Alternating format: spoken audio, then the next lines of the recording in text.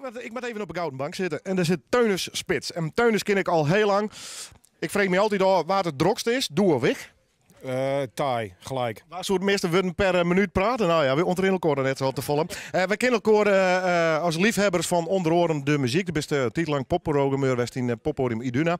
De beste het meer, helaas. Maar dat was een soort nieuw leven. Best wel bij begonnen, hè? Ja, het creatieve weer. Muziek is nog altijd een rol hoor. Want ik ben aan het schilderen. En als ik aan het schilderen ben, staat de muziek aan. Op het moment is Poky Lafarge er niet meer uit te huffen. Ja, is dat favoriet? Ja, dat vind ik erg mooi. Singing la la la la. Nou, en dan schilder ik lekker rustig door. En dan dag weer om. Heerlijk. Ja, natuurlijk. Muziekliefhebberij bloedt er altijd in. Dost hij nou wat mee in de actieve zin?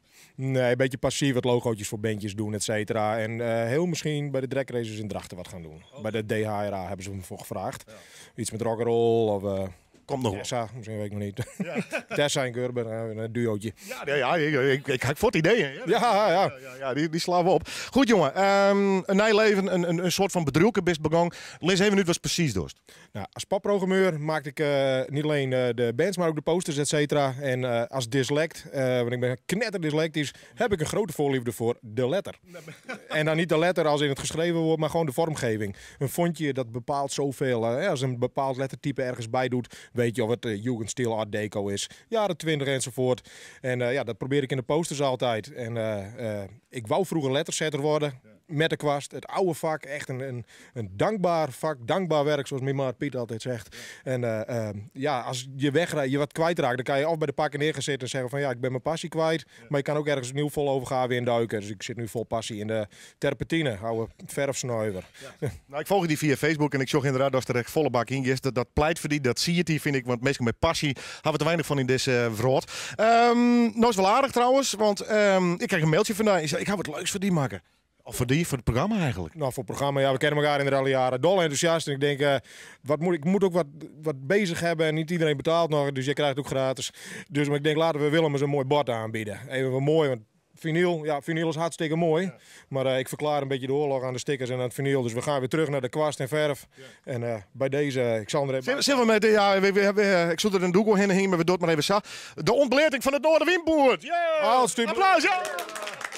Ja, is hij net fantastisch, jongens. Ik vind hem heel erg mooi. Hoe was dit maken? Ja, het lijkt voor de hoorn, maar lees even nu. Het zijn oude palletplanken, dus ik doe ook nog aan recyclen. Dus ik sneup de kringloop. Heel milieubewust. Ja, kringlopen om oude dingen weer terug een nieuw leven in te geven met verf. Maar dit zijn oude pallets en die heb ik in de grondverf gezet en dan met vaseline.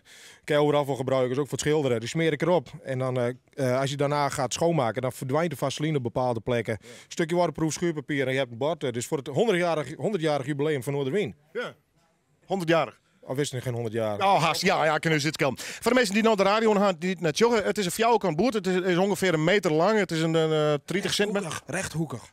Rechthoekig. Een beetje wit vintage zit erop achterkomen met Noorderwind in blauwe letters en Omroep Friesland in groene letters eronder. Met prachtig wat klassieke ornamenten onder beide rechterkanten. Snij maar even omsje, want dat wordt dit programma op televisie herhaald.